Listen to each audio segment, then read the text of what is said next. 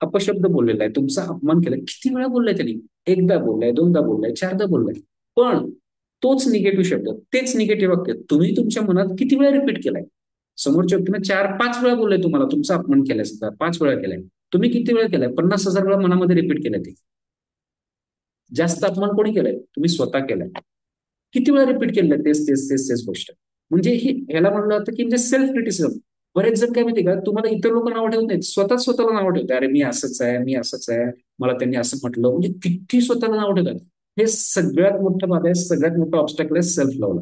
तुम्ही ह्यातनं जरी मुक्त झाला तरी पण खूप मोठी अचिव्हमेंट आहे. पण ह्यातनं मुक्त व्हायचं कसं? हेच कारण कळलं, यातनं मुक्त व्हायचं कसं ते पण आपण बघूया आपण थोड्या वेळात. येस, आपण बघितलं की पहिलं कारण आपण पाहिलं की नकारात्मक विचारसरणी म्हणजे काय? आत्मटीका. येस, सेल्फ क्रिटिसिझम, स्वतःलाच नावं ठेवत राहणं. आणि अजून एक जनरली खास करून लेडीजमध्ये येतं की इतरांशी स्वतःची तुलना करणे. येस, कंपॅरिझन करणं. अरे भले ते ड्रेसच्या बाबतीत असू शकतं, घराच्या बाबतीत असू शकतं. अरे त्यांनी घर घेतलं, आमचं अजून घर नाही झालं. अरे त्यांच्याकडे ही गाडी आली, आमच्याकडे अजून नाही गाडी आली. त्यांच्याकडे ते एवढे ड्रेस घेतलं, माझ्याकडे एवढे ड्रेस नाही. छोट्या छोट्या गोष्टी असतात. इतकी तुलना होते आणि जे सोशल मीडियावर बघितलं जातं, एवढे फोटोज वगैरे टाकले जातात.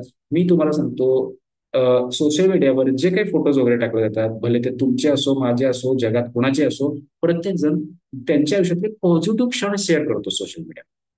ज्या वेळेस त्यांच्यात भांडणं होतात, त्रास होतात, टेन्शन असतं, फ्रस्ट्रेशन असतं, ते कोणी शेअर नाही करत. ते कोणी शेअर नाही करत, आपल्याला ते दिसत नाही, एकच साईड दिसते. यस, एकच साईड दिसते. त्यामुळं तुलना करायला जाऊ नका. जितकं जास्त सोशल मीडिया वापरायला होईल, तितकी जास्त तुलनेची मानसिकता होऊन जाईल.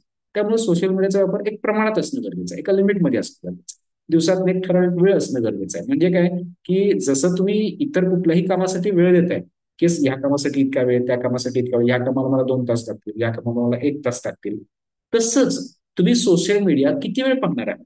भले ते युट्यूब असो, इंस्टाग्राम असो, फेसबुक, जे काही असो, त्याला किती वेळ देणार? अर्धा तास आहे, 1 तास आहे, इतका ते इतका वेळ मी त्याच्यासाठी देणार आहे. त्यासाठी वेळ द्या. बरेच जण काय करतात, त्यासाठी वेळच ठरवत नाहीत. बघू होईल तेव्हा. मग काय होतंय, ते अननेसेसरी, मग ते काय ठरवलेलंच नाही आहे, मग ते अति व्हायला लागतं. तुम्ही जर ठरवलं की असं मला अर्धा तास द्यायचा आहे, 1 तास एंटरटेनमेंटसाठी द्यायचा आहे, इतका ते इतका वेळ, संध्याकाळी 7 ते 8 जे काही तुम्ही वेळ ठेवता, ती वेळ खास त्याच्यासाठी द्या. तुमचं माइंड पण काय होईल, फोकस होईल. मला त्या टाइम मध्ये मला एंटरटेनमेंट करायचं आहे, किंवा जे काही तुमचा वेळ असेल ते. ठीक आहे, एक ठराविक वेळ असणं गरजेचं आहे. तर मग तुम्ही त्यातनं एक डिसिप्लिन तुमच्या माइंडला तुम्ही लावू शकता. तर आपण पाहिलं की अडथळे काय काय आहेत हे आपण पाहिलं. येस, स्वतःची तुलना करतोय. त्यानंतर समाजाच्या अपेक्षांची भीती. येस, समाज काय म्हणेल सगळ्यात मोठी, की ह्यांनी काय म्हणतील, त्यांनी काय म्हणतील. येस, समाजाच्या अपेक्षांची भीती ते एक आहे. स्वतःला प्राधान्य देताना येणारी अपराधी भावना. येस, लहानपणापासून असं आपल्याला शिकवलं गेलंय की अरे समोरच्याचा विचार करायचा आहे, समोरच्याला हे करायचं आहे.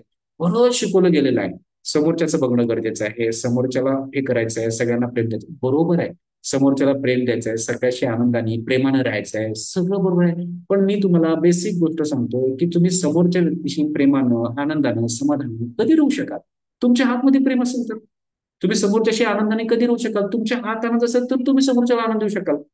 तुम्ही दुःखी आहे, तुम्हीच फ्रस्ट्रेटेड आहे, कसं आनंद? तुम्ही फ्रस्ट्रेटेड तर फ्रस्ट्रेशनच देणार, दुःखी आहे तर दुःखच देणार समोरच्याला. येस, तुम्ही स्वतःला विचारा प्रामाणिकपणे, तुम्ही आतून काय आहात? तुम्ही दुःखी असाल तर समोरच्याला डेफिनेटली तुम्ही दुःखच देणार.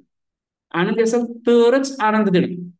येस, तर त्यामुळे बघतोय की ही मानसिकता जी आहे ना, ती मानसिकता बदलणं गरजेचं आहे. की अरे समाजामध्ये की नाही, समोरच्याला द्यायचं आहे, माझ्या नाही द्यायचं, बरोबर आहे. पण तुम्ही आतून पहिल्या स्वतःला दिलं, तुम्ही स्वतःच समाधानी असाल, आनंदी असाल, तर तुम्ही समोरच्याला आनंदी समाधानी करू शकता.